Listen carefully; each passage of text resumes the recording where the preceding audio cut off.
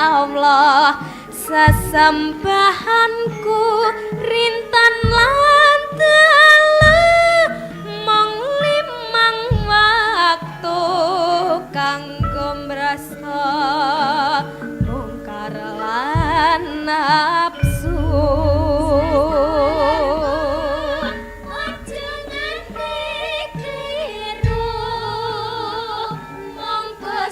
Allah sesembahanku rintan langgeng. Sekali lagi Mas Bambang.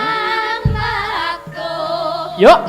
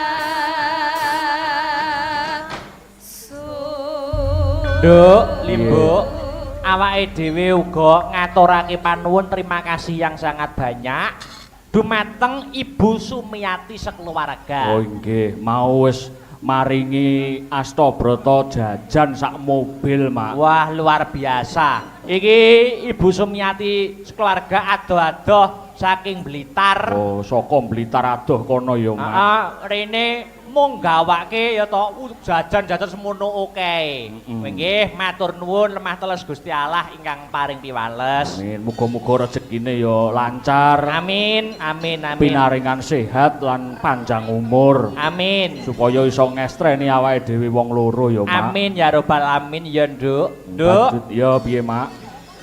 Iki sing dianti-anti kudu wis dadi bukti ya kuwi awake dhewe menghibur pada malam hari ini dalam sajian wayang virtual ya ora dhewean. Oh ngono, Mak. Awake dhewe ya ngajak para kadang bintang tamu supaya ngregengake swasana ing bengi iki. Iya, Mak. Sik, Mak, aku takon. Piye? Sadurunge ngunggahne kancane awake dhewe. Betul. Iki kok cangik limbukan, mongko virtuali jarang cangik limbukan. Iki engko apa sewengi, Mak? Lho, gumantung sing nanggap. Heeh. Sewengi ora sewengi permintaane Bu Siti Desi sing penting ana limbukan lan goro-gorone. Wah, cocok kuwi.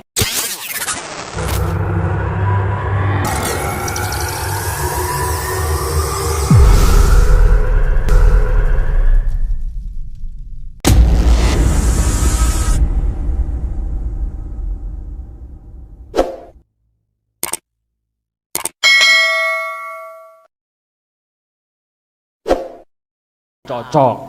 Wis pokoke sewengi ora sewengi sembarang ning penting ana limbukan karo goro-gorone. Nek iso bar goro-goro tancep koyon. Setuju ora? Setuju ndiase. Iki ketoke bar cangik ya terus metu petrokno apik. Apik engko. Yo monggo, Mak, piye kono? Iki Mas Yuda Bakia. Oh iya, Kang monggo. Mijil saka Ngawi. Heeh. Lan Mas Andi TB Kang Mijil saka Tuban. Oke, ya. Kon menghibur masyarakat ning kene. Ya. Sing lumantar rawuh langsung dan lumantar YouTube Asta Brata Media. Oke, Oke, ya. ayo wayang minangka dadi kabudayan uga siar agama Islam. Heeh.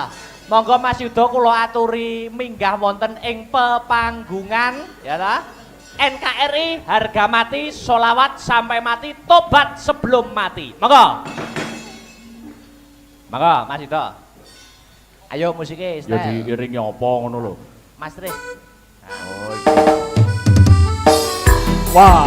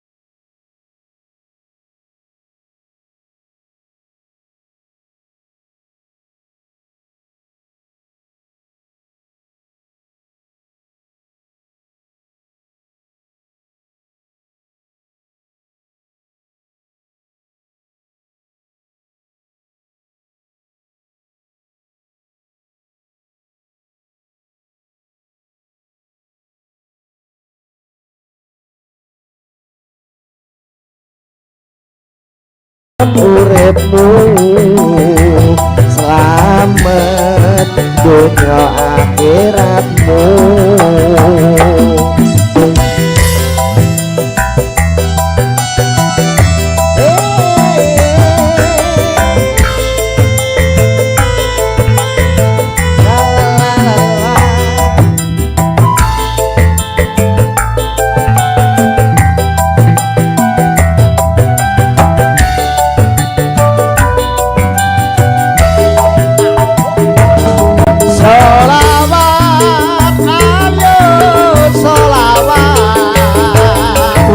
Gusti Allah wae selawat selawat ayo selawat wong malaikat wae selawat kepingin sehat, ayo selawat. Kepingin nikmat, ayo selawat. Kepingin syafaat, ayo selawat. Selawat, ayo selawat. Wong Gusti Allah wae selawat. Selawat, ayo selawat.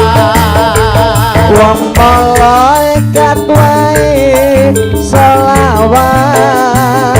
NKRI harga mati selawat sampai mati. Bertaubat sebelum mati. NKRI harga mati selawat sampai mati. Taubat sebelum mati. Allahumma sholli ala Muhammad. Wa sholli. Alhamdulillah gayeng. Alhamdulillah Jan. Alhamdulillah. Gayeng regang dalu punika Astabrata luar biasa. Nggih, memang astagfirullah itu luar biasa memang. Astabrata Mas. Astabrata. Luar biasa. Mas Akbar karo Mas Badar ki piyayine ya pirsa. Sapa to dagelane? Cak Yuda kuwi terkenal sebagai dagelan Pondok Republik Indonesia. Wah. Rungane mulane munggah selawatan lho. Asma kinarya japa? Akbar. Akbar ki saka tembung gedhe, gedhe derajate dadi dalang kondang misuwur sak Jawa Timur, sak Nuswantara lan sak donya. Akbar. Amin. Mas Badar apa? Badar ki saka tembung al badru tegese bulan purnama sumunar cahyane nerangi semua kegelapan di muka bumi ini. Ya kuwi Mas Badar. Rungokno, Astabrata rungokno. Mas itu dalam nek Mas Badar nerangi nggih. nerangi apa metengi? gak mesti, kadang ya nerangi, kadang ya metengi. Oh iya. Turunane PLN deh. Oh iya. Tapi pan positif nggih Mas Yuda nggih. Positif. Akbar Badar. Akbar gede Badar wulan purnama dagelane Yuda. Yu kuwi Rahayuda, kuwi Widodo. Rahayu kalis ing sambikala Widodo ora ana apa-apa. Bapake dalange jenenge Pak Mubarok. Panjenenganipun Pak Borak. Pak Barok. Mubarak. Oh alah, Mubarak kuwi jenang kudus. Kok jenang kudus? Mubarak kuwi tegese barokah. Barokah kuwi ziyadatul khair, bertambahnya kebaikan. Amin. Kuwi Pak Barokah. Dagelane TB. T kuwi telek, B bebek. Ora ana jeneng Islame. Oh TB ora Islam blas. Yuda Prasetyo. Umpama dadi dalang hebat Ki Dalang Yuda Prasetyo. Ki Dalang Akbar Siswa Carita lho. Enak. Ki Badar Lebda Irama lho. Enak. Lah kowe apa? TB sapa kowe? Ki TB Sepiarto. Tapi ora, mulane ra tau entuk job wong Sepiarto. Sepiarto mergo corona. Penting kan gurune ngono lho. Ya ora sembarang kok iso luar biasa. Luar biasa. Tahun baru pada 2022 ini betul beda dengan 2021. Bedane Mas Yuda. Biasanya nek tahun baru mesti udan. Mesti Jawa, mesti banjir dan lain sebagainya. Tapi malam hari ini terang benderang, berarti Gusti Allah ngridhoi Kanjeng Nabi syafaat Rasulullah sallallahu alaihi wasallam. Amin. Awake dhewe iki Dungaren tahun baru wingi kok ya ora udan. lho ora udan. Aku nek perkara udan iki jane ra piye-piye Mas. Ning siji jalukanku. Apa? Aja nganti ana bledek apa gluduk Petir. Kok iso karo bledek karo gluduk kok kowe traumai sebabnya apa? Trauma waktu aku dilahirke mbokku ana ing alam Marco Polo kuwi. Marcopodo. Ora Marco Polo. Dunia Marcopodo. Nah, pas aku ana nggone weteng Nawa Candra Dasamuka Dasari Nawa Candra Sedasa Ari. Dasamuka ya Dasari. Sangang wulan 10 desa kuwi ning 10 dina. Kleru terus kowe nek ping 6 tanggapan ngene iki lho kok iso. Ya kuwi kan nyuwun sewu anu Mas Akbar. Pripun? Tak critakne sejarah. Pripun. Zaman semono iku rong ana bidan, rong ana Rumah sakit, ora ana. puskesmas, Aduh, eneke dukun bayi. heeh. Lah mbok kan ben pengen cepet akhirnya ngerabas liwat sawah. Lah kok udan riwis-riwis. Wis. Ning tengah sawah lah kono Nggih. bledek. Dahir. Heeh. Mbokku semaput pelek, aku metu separo. Serut. Aku ning kono karo tingak, tinguk, tingak. Jan koyo Dalam keadaan bayi ngono kuwi. tenang jan koyo nyambik kuwi aku wis. Tingak, tinguk, tingak. Tinguk. Lah aku ana bledek biyanter. Dahir. Kowe kaget mencolot metu paling. Ora. Aku wedi terus mlebu neh serut. Dadi genep bledek ping 10. Iku mbokku jahitan 200, Mas. Kok iso lho? Lah perkara mlebu metu. Cengengesan iki kisuwane nggone Pak Barok kok iso. Lah ya ning gone Pak Jenang Kudus iku. Iki kajate Mas Yudo Nggih. adalah persembahan disponsori oleh Ibu Cynthia Jasi Ibu Cynthia Jasi. yang punya rumah makan Lumintu. Wis pun tepang Hebat. kula. Loh. Yang punya rumah makan Lumintu Ibu Yamet Kudasi iku Pak. Ibu Cynthia Jasi. Yamet Kudasi. Ibu Cynthia Jasi kuwi sing pemilik rumah makan utawa depot Lumintu. Oh, rumah saku tuh Bu Yamet sing tok ngene TikTok kuwi. Yamet Kudasi kuwi. Dudu iku. Mulane panjenengane ngenekne ngene iki tegese wujud rasa syukur. Lak ngoten to Mas Betul, Akbar? betul. Nggih, loro. Rasa syukur la in sakartum la azidanakum wala in kafartum inna adzabi lasadid. Pucet, Pas TB pucet. Pucet. Kupenge terus abang raine mingkup. Ah. Lho. Mesti aku anggere maca Arab, dingkluk kowe. Sadaqallahul azim. Alah lah. Kok sedekahullah lho. Sapa gedhekke rasa syukur ditambah nikmate, sapa sing kufur ora gelem mensyukuri nikmate Gusti bakal nampa adab sing pedih. Ah. Wong syukur ki ora mung cukup diucapke tapi dincepne ning jerone ati, ditindakke kanthi pakarti.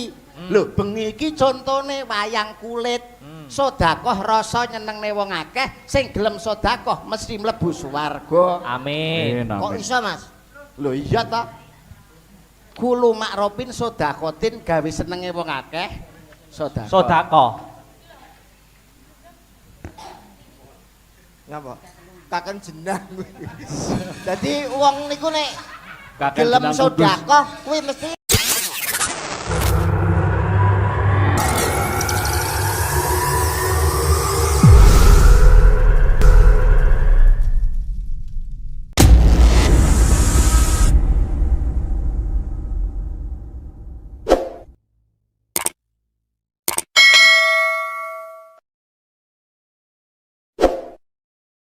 mlebu swarga. Ya. Oh. Ah. Napa to, Mas? Lho jenenge wong ya ora ngerti lagi belajar agama nggih to. Ah iya, Mbak heeh. Cange kali Mbak Limbu. Wis apa ngerti nek aku sering ngrungokno awakmu ngene iki ceramah kan ya iso pinter pancen lain sar. Alah. Gawe senenge wong akeh swarga. Ah. Contone Mas Akbar. Ah. Ndalang nyenengne wong akeh iki mesti mlebu swarga. Heeh. Sinden yoga gawe senenge wong akeh mesti mlebu swarga. Swarga. Apa wae gawe senenge wong akeh mesti mlebu swarga. Para asal sondetine hangure rono pinaca jamak kaladok pilih.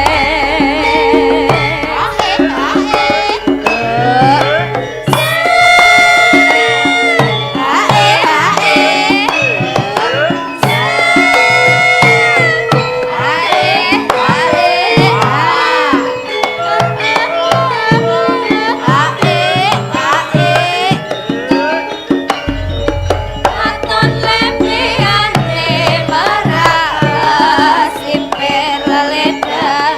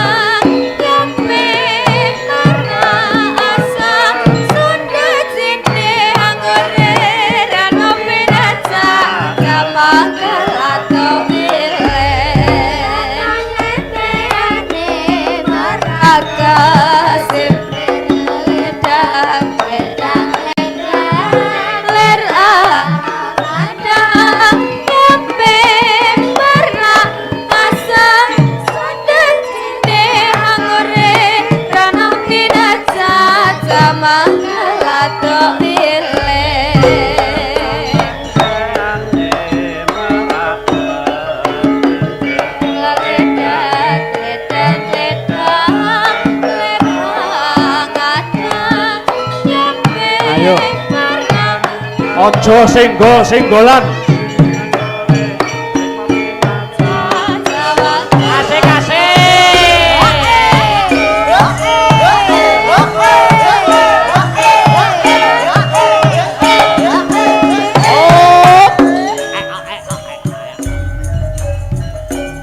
Ojo senggol-senggolan, ojo pepet-pepetan.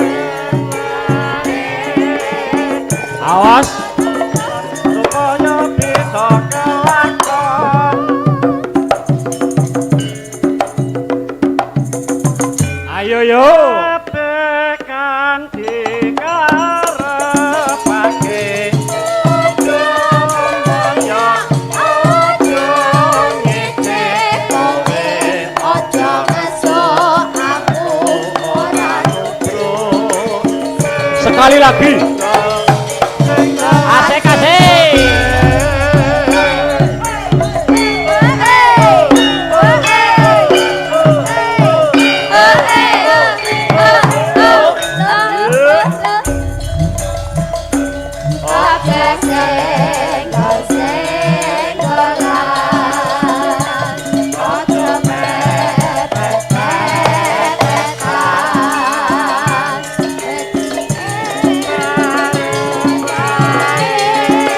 Yuk, awas remes sing sisep.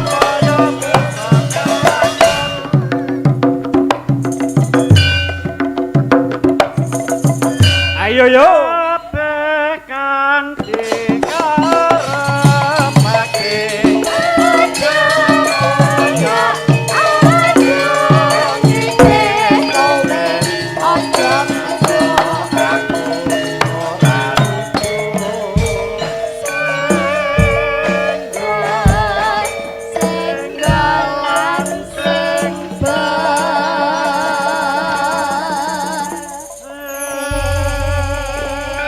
Alhamdulillah wa syukurillah wala haula wala quwata illa billah amma ba'du. Lho, anakku sing ndak tresnani limbu, Iya, Mak, piye? ora ana tembung sing luwih endah kang kudu diucapake kejaba mung puja lan puji syukur kunjuk ngarsaning Gusti kang murbing jagat ya, Nduk. Ngono ya, Mak. Sebabe apa?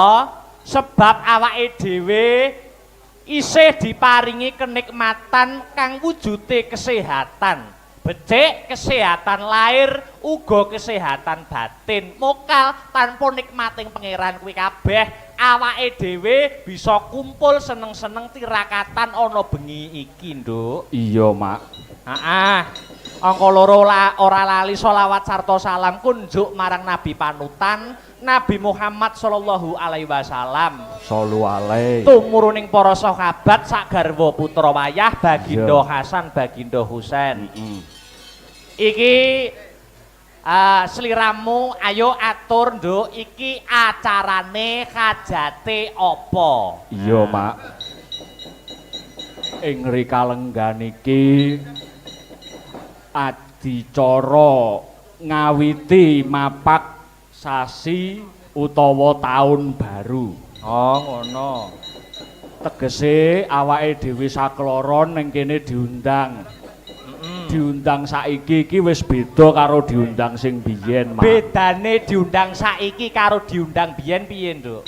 Saiki iki jamane wis virtual. Heeh.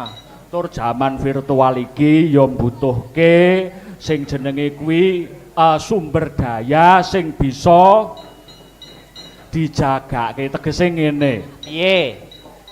Aku lan kowe iki diundang rene iki diundang dalam virtual adicara syukuran saka Rumah Makan Lumintu Malang sing dipandegani dening Ibu Sintia Jasi ya. Oh, ngono. Terus iki yo ngiras-ngirus mengawali tahun baru. Iya. Heeh. Muga-muga wae to, Mak. Wayangan iki gek ndang dal-dal. Iya. Pandongamu ana ing taun 2022 iki ngono ya, Nduk. Iya. Lan dongamu menyikapi apa kuwi pandemi wabah iki piye, Nduk? Ana ing pandonga ing 2022 iki piye? Ngene, Mak. Piye? 2022 minangka taun anyar. Muga-muga awake dhewe kabeh bisa luar saka wabah penyakit iki. Amin. Kang kapindhone ya, Mak. Piye? Ya kuwi ngurmati kabeh saka instansi pemerintahan lan para masyarakat. Ayo pomo digiyakne kegiatan ya ora apa-apa ayo ndang dilakukan. Mbok seniman iki saiki kabeh wis padha ngempet. Ngempete ora pengen duwite, ora pengen bayarane, ning pengen berkesenian. Heeh. Kowe ngerti apa ora seniman kuwi kaya mental. Instinge kuwi kudu ndang ditokne utawa cara tembung-tembunge Raden Jaya Anggada mau ki seniman ki ya kemecer ngerti ora? Oh, ngono. Ya, Muga-muga wae Mak Iya, Nduk. enggal paripurna anggone wabah virus COVID-19 iki. Amin ya robbal alamin. Baleni ana ing ngarep ya kuwi rumah makan sing dipandhegani kelawan Ibu Cynthia Jessy. Iya. Rumah makan sing jenenge Lumintu to, Nduk? Lumintu, Mak. Lumintu kang mapan ana ing Malang. Iya. Dadi awake dhewe uga ora ana salahe, ora ana lupute, uga ndongake marang rumah makan terkait. Mergo iki wayangan virtual persembahan dari rumah makan Lumintu. Iya. Ayo, dongamu nek kepada rumah makan Lumintu piye? Ya muga-muga kabeh wae rumah makan Lumintu sak jajarane sak pegawene kabeh Amin. bisa ngrembaka lan raharja rahayune sesuai dengan namanya Lumintu. Tegese ora tahu sepi. Rezekine terus Lumintu. Rezekine terus Lumintu sik ana wae lah nek wis sukses nanggap wayang meneh. Mergo arang, Nduk, sing sipate apa kuwi perusahaan sing non seni ya toh ning gelem nanggap wayang ki jaman saiki arang apa meneh keterak corona. Heeh, bener. Luar biasa bengi iki lain daripada yang lain. Dasare Ibu Cynthia Jessy tumrape awake dhewe sak keluarga besar Asta Brata Entertainment ya dudu wong liya ya toh. Wis manjing dadi sedulur. Manjing dadi sedulur. Heeh. Buktine bengi iki ya disembadani, heeh toh. Bener. Jarikmu karo jarikku padha. Padha. Heeh. Jarike penabuh padha. Padha kabeh. Kecuali sing ngendang mergo ora muat. Ah iya. Ora apa. Wong kae mau ki tak kongkon ngene, sing ngendangi aja kuwatir, jarike isih akeh. Jarik loro ki dadekno siji ora apa-apa. Ngono. Dadi ben kaya barongan ngono kaya gliyah. Iki korban corona ya toh. Iya, piye Mak? Iki kan wis lumayan stabil, tegese menurun ora kaya sing wingi-wingi. Nah, iki wayang virtual juga tidak virtual sepenuhnya, tapi yo memberi angin kepada penikmat dan penggemar seni sing katuran rawuh ana ing sanggar Asta Brata. Ning tetap menggunakan prokes. Ayo, iki mau yen ora kleru sapa wae Nduk sing do rawuh, Nduk. Asline tembung ngene iki no dhisik-dhisik takon asline. Piye? Aku ki arepe ngono sapa wae Mak sing takon. Lah kok kowe sapa wae Nduk ngono. Saya bingung. Ngene. Sapa wae? Sing jagongi sampeyan to, Mak. Sing rawuh, heeh, aku mau sing jagongi para penonton utawa para tamu ingkang lenggah wonten sanggar Asta Brata. Betul. Wiwit sing paring pangestu sing pertama ya kuwi Bapak Ketua Pepadi, Om Partono, ome awake dhewe, ya toh. Sing kapindhone uga ana Pepadi.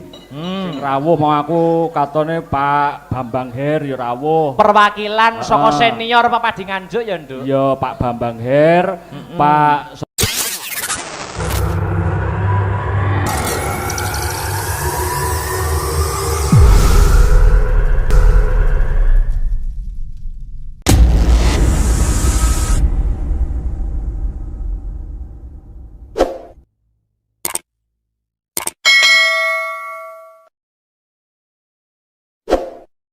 apa kuwi Titut Harjunadi. Ya rawuh kepareng estreni. Alhamdulillah wa syukurillah ing atase awake dhewe iki wayangane apik wae durung isih gliak-gliak wis iso diberkahi dening para-para senior ing pedalangan ya Nduk. Mulane sing ati-ati oleh nyolahke gapit. Mergo sing nonton ki ya mudeng wayang khususé Nganjuk kabeh kuwi pendemen wayang. Luar biasa. Animo Nganjuk ki masyarakat sing seneng nonton wayang ki akeh. Iki mau ya ditunggoni karo sesepuh budayawan saka Nganjuk. Sapa Nduk sapa? Mbah Somo. Oh iya. Mbah Sumadi. Ya rawuh dibagekne, Mak. Ya, wilujeng rawuh Mbah Somo. Kejaba kuwi akeh banget saka NU Nahdlatul Ulama ya rawuh. Sapa ae, Mak, aku kok durung patek apal. Iki Banome PCNU. Banome PCNU ya kuwi saka Les Bumi, Lembaga Seni Budaya Muslimin Indonesia. Oh ngono. Sapa ae sing kepareng rawuh? Iki mau perwakilan gitu. Oh, perwakilan. Dengkote Les Bumi. Sapa? Si Jenggot Naga. Weh. Sapa? Kuwi Mbah Jan. Oh, kuwi rawuh. Ya sak kanca komplit, Nduk. Mbah Jan lan sak kanca. Kuwi sing biyen awake dhewe yo main film. Aduh iki pokoke bengi iki tirakatan ditunggoni piyayi-piyayi ngono kuwi hebat. Iki mau gono Pak Soni saka sing rencange bapak niku lho Mas. Oh, sing ndonga pembukaan mau. Kuwi niku nggih bini sepuh saking Nahdlatul Ulama. Alhamdulillah. Ngono kuwi awake dhewe iki dadi tembung sak tembung sing ngati-ngati. Sing ngati-ngati. Alhamdulillah. Kula Astabrata ki ora salah. Kita itu selalu dekat dengan ulama. Ada iki rombongane wong putih kok, Nduk. Allahumma amin ya. Iya, jarine sing bonang limbuke saiki Islam ngono. Rumangsane aku ki ateis apa piye. Nanging Nduk, pesenku kepada sing padha rawuh karo sing menonton lumantar live streaming. Piye? Di tengah kasus corona yang sudah stabil atau tidak memuncak, kita tetap tidak boleh lengah, tidak boleh lengah, tetap waspada, tetap patuhi protokol kesehatan dari pemerintah 3M, memakai masker, menjaga jarak, sitoke mencuci tangan. Yo sak bisa-bisa, jaga prokes, sak bisa-bisa sak dewasane dirine pribadi. Bener. Iki lumantar netizen yo akeh sing mirsani, Mak. Piye? Sapa wae nek awakmu nyawang, Nduk? Oh, yo akeh. Sapa? Ning iki sing lumantar WA saka WA-ku. Saka Mbak Tatin Titot. Memantau Mas Badar, iki matur nuwun Mbak Tatin. Ya. Gelem nyindani awake dhewe ya ampuh jane. Ampuh, Nduk. Ya ngene iki, sapa meneh? Lan wah akeh banget wis gak usah diwaca kabeh netizen. Tak bagekne muga-muga ya sing nonton iki tambah rezekine. Amin. Upama lho iki. Piye? Upama netizen sak mono kae utawa sing gatekne ning YouTube ki do urunan 1000 ngono ketok iso nanggap wayang. Wo iso, Nduk. Ya ta, iso. Kita itu tetap bersyukur. Di tengah pandemi, walaupun jane pemerintah sendiri itu juga bingung ngatasi wong semono kae. Iya, mergo yang terjadi bukan hanya di Indonesia tapi seluruh dunia. Seluruh dunia. Nah, makanya pemerintah bingung, awake dhewe iki jane wis bersyukur. Di tengah pandemi tahun 2020 sampai 2022 ini. Awake dhewe babar pisan ora terlalu nemen jagake marang pamarintah. Bener. Ayo wis sak bisa-bisa sikut apa ibarate sirah nggo sikil nggo sirah, tetep fitrahnya seniman adalah berkarya. Ibadahnya seniman adalah berkarya. Tur ngene, Mak. Piye? Seniman ki mujudke mental udu gawean. Lah dadi awake dhewe nek seniman ora iso tanggapan, ora iso berkarya, aja nyalahne pemerintah, aja nyalahne sapa wae. Ning piye carane awake dhewe tetep berkarya? Zaman ki saya maju.